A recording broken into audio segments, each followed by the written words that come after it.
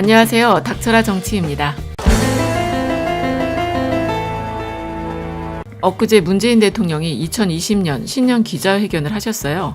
집권 4년 차고 또 세 번째 신년 기자회견이라서 그런지 표정도 처음부터 끝까지 여유 있게 기자들 질문에 답변을 하시더라고요. 이번에도 지난번처럼 사전에 질문자나 질문 내용을 미리 정하지 않고 문재인 대통령이 기자를 직접 지목해서 질문을 받는 방식으로 진행이 됐었죠. 대통령 자리에 오른 지 4년 차고 기자도 직접 지목해서 진행을 하시니 그러다 보니까 당연히 말투나 표정에 자신감이 넘쳐 보이셨죠. 저만 그렇게 본 게 아니고 많은 분들이 그렇게 느끼셨을 거라고 생각하는데 특히 유시민 노무현 재단 이사장도 기자회견의 전체적인 느낌은 I'm the boss here. 그러니까 이 구역에서는 내가 대장이라는 태도를 확실하게 느낄 수 있었다고 하면서 알릴레오에서 기자회견에 대한 평가를 했습니다. 그럼 기자회견 내용을 간략히 살펴볼까요? 근데요. 문재인 대통령이 워낙에 막힘없이 답변을 잘 하시다 보니 하는 말들이 참모들이 다 써준 거 읽기만 하는 거라고 모함들을 하고 그러잖아요. 그래서 이번에는 모니터에 질문하는 기자의 소속과 이름, 질문했던 내용의 요지만 표시가 되게 하면서 그런 말이 나오지 못하게 참모진에서 선수를 쳤다는 생각이 들었죠. 그리고 문재인 대통령을 향해서 나오는 가짜 뉴스 중에서 기가 막힌 게 있죠. 바로 침해설인데요. 인터넷에서 문재인 대통령 사진을 좀 찾아보면요. 이상하게 대통령 눈꼬리가 아래로 축 늘어지거나 시선이 좀 멍한 표정의 사진이 많다는 거예요. 그러니까 문재인 대통령을 향해서 이리저리 침해 프레임을 씌워서 공격을 하는지, 심지어 종편 방송에서도 아니면 유튜브 썸네일 이미지를 자세히 보면은 눈꼬리가 좀 이상한 사진이 많은데 이건 딱 봐도 뭔가 포토샵 작업을 해서 문재인 대통령을 향해서 끊임없이 침해 프레임을 씌워서 공격하는 거 아니겠습니까? 그래서 지지율을 조금이라도 깎아내리려고 애를 쓰는 거죠. 어쨌든 어제 기자회견에서요. 제가 보기에 가장 중요했던 대목은 바로 남북 문제라고 생각을 하는데 문재인 정부 들어서서 1호 공약이었던 검찰개혁 입법에 성공을 했으니까 그러면 앞으로 중요한 문제는 이 남북 문제 아니겠습니까? 물론 문재인 정부가 북한에다가 엄청 퍼준다. 김정은한테 나라를 통째로 갖다 바칠 거라는 분들도 계시긴 한데 참고로 북한에서 그렇게 기대를 했었던 타미플루도 못 줬죠. 개성에서요.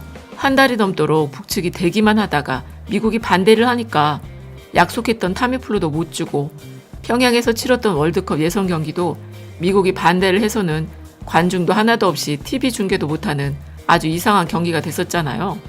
그러니까 이 내용을 제대로 알지 못하는 분들은 우리가 왜 타미플루를 돈 주고 사서 북한에 퍼줘야 하냐고 반대를 하기도 했는데 실은 우리가 스위스에다 돈 주고 타미플루를 사는 게 아니라 타미플루 비축 기간이 10년이거든요.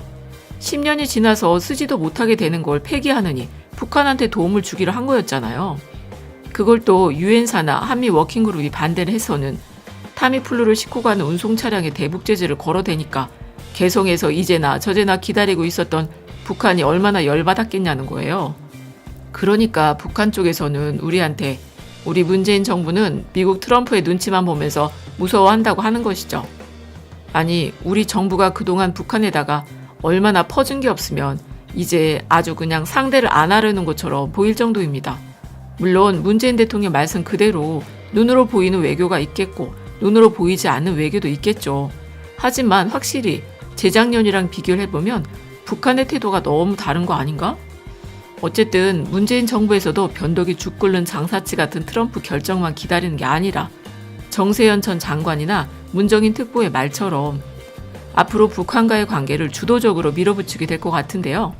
그래서 올해는 우리 한국 정부가 북핵 문제에 있어서 중재자를 넘어서 촉진자 역할을 하면서 문재인 대통령과 김정은 위원장이 다시 만나서 여러 가지 공동 방안을 내면은 결국엔 미국도 설득할 수 있지 않겠습니까?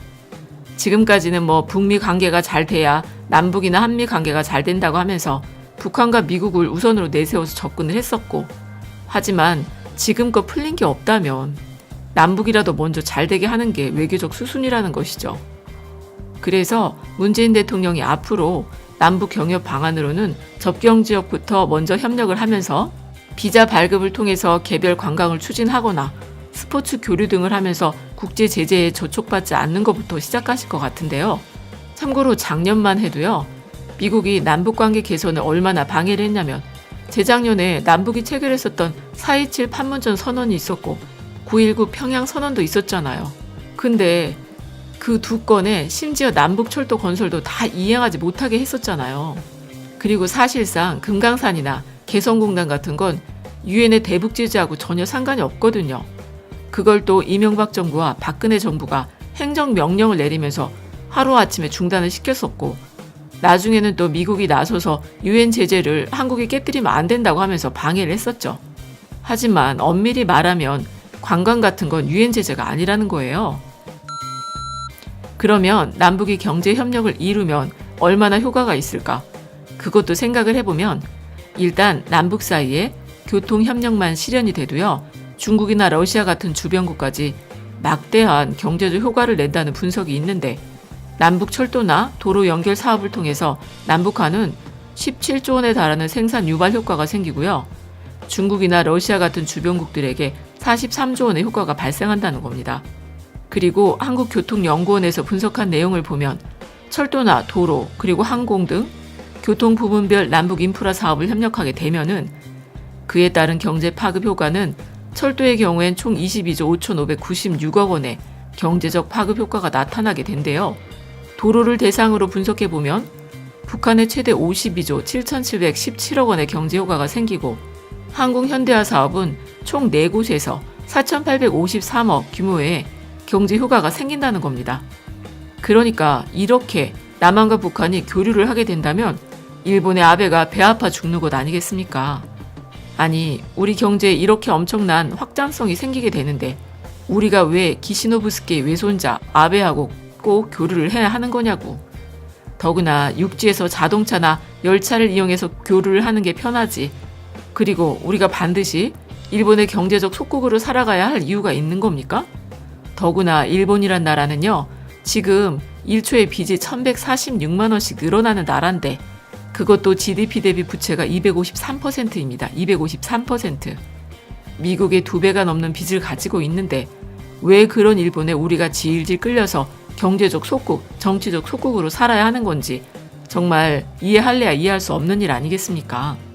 그리고 허구한 날 우리나라 경제가 발전하지도 못하게 이리저리 태클을 걸어대고 있는데 우리가 왜 일본을 떠받들고 살아야 되냐고. 그것도 다 망해가는 나라에. 그러니까 이제 우리 국민들도요. 일본을 향해서 쓸데없는 노예 근성 같은 건 버려도 된다는 것이죠. 그런데 또 자칭 보수라고 불리길 바라는 언론들에서는 보수 언론 아닙니다. 보수라고 불리길 바라는 언론들에서는 문재인 대통령의 기자회견 내용에 대해서 온갖 비난을 퍼붓고 있지요. 심지어 미국의 국무부 발언이라고 하면서 한국 정부의 남북 협력 계획과 관련해서 미국과 한국은 일치된 대응을 해야 한다고 강조를 하고 있지만 트럼프는 뭐라고 했냐면요. 문재인 대통령을 향해서 내 친구라는 표현까지 써가며 김정은 위원장을 향해 자기 메시지를 꼭 전달해 달라고 하니까 이거는 뭐 문재인 대통령의 구상에 신뢰를 보낸 거 아니겠습니까? 물론 트럼프야 장사꾼이니까 하도 변덕이 심해서 자기 입속만 챙기려고 하니까 100% 믿어주긴 어렵겠지만 그래도 문재인 대통령과 아베를 대하는 걸 보면요. 확실히 다르다는 겁니다. 더구나 오죽했으면 동남아 쪽에서 일본을 제끼고 우리나라랑 협력을 하자고 MOU도 체결하지 않았습니까? 그리고 또 지소미아 문제도 일본 아베 정부가 미국을 통해서 주한미군 방위비 문제랑 엮어가지고 지소미아 연장 안 하면 주한미군 철수할 수도 있다고 우리 문재인 정부를 압박하려고 했었죠. 하지만 결국엔 어떻게 됐나요? 일본이 원한 건 하나도 이뤄지지 않았죠.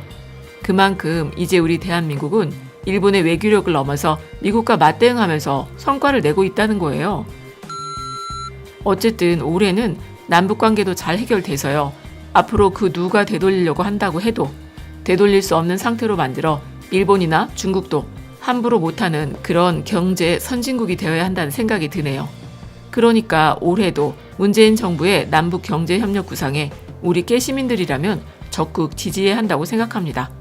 그럼 끝까지 들어주셔서 감사드리고 좋은 의견 있으시면 댓글로 많이 남겨주세요. 감사합니다.